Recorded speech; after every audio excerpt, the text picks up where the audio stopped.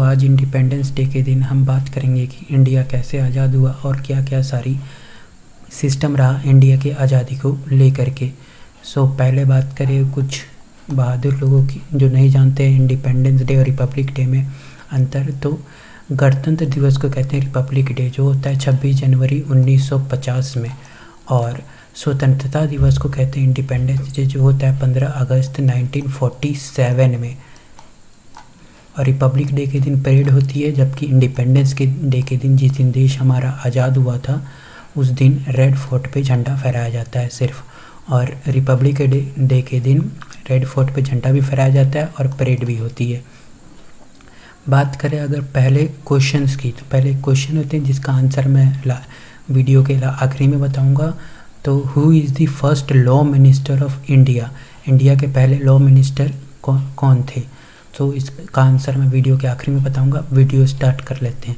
तो बात करें इंडिया की, तो इंडिया एक यूनियन ऑफ स्टेट है।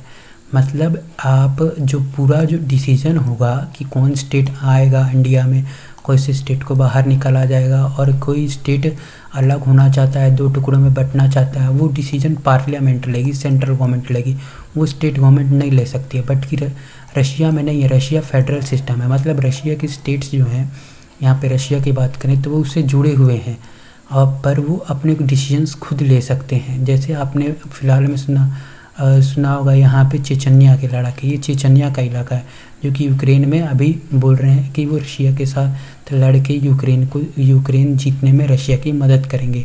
बात करें रशिया की, तो रशिया पहले हुआ Kazakhstan, Kyrgyzstan, Tajikistan, Turkmenistan, Uzbekistan, Georgia, Armenia, Azerbaijan, Ukraine, Moldova, Belarus, Estonia, Latvia, Lithuania और रशिया। ये पहले देश हुआ करते थे, जिसको आप फिर अभी 15 देशों में टूट गया है, जिसमें इसमें फेडरल सिस्टम चलता है। बल्कि जो इंडिया है उसमें यूनियन सिस्टम चलता है, जिसको स्टेट सिस्टम भी बोल सकते हैं।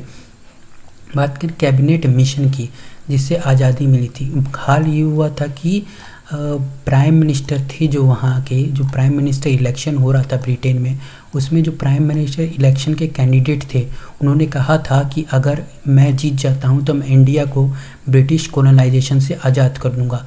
तो अब इंडिया को आज़ादी तो मिल गई ब्रिटिश कॉलोनाइजेशन से, पर उन्होंने बोला कि आप सरकार चलाना नहीं जानते तो पहले आपको सीखना होगा कि सरकार आखिर चलती कैसी है।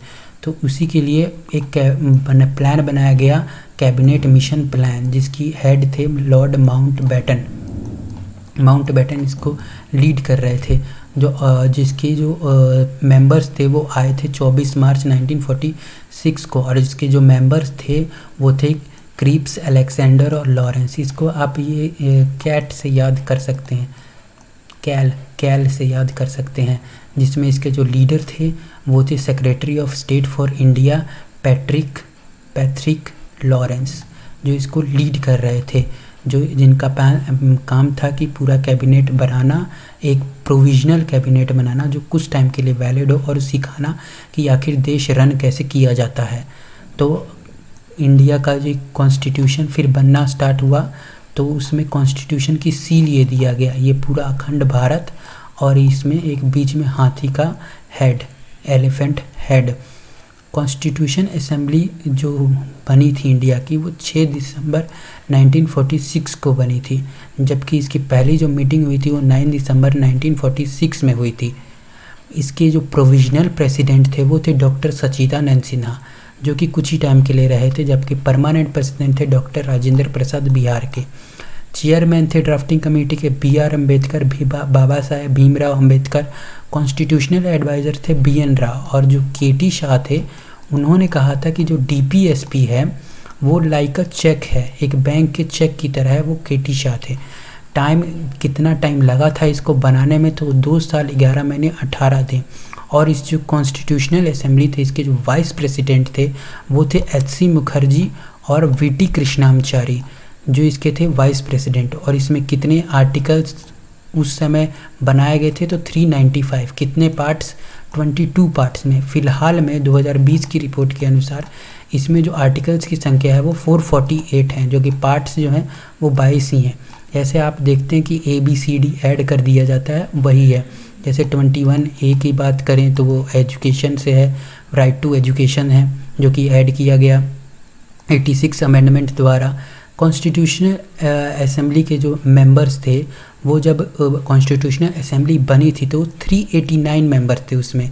फिर जो जिन्ना ने किया हरकत, उसकी वजह से उसके 90 मेंबर्स चले गए, तो इसमें 299 मेंबर्स बच गए। अब जो होता है कि 284 मेंबर्स ने इसमें साइन किया। सो कुछ लोग मर गए, जैसे आप देख सकते हैं अटल बिहारी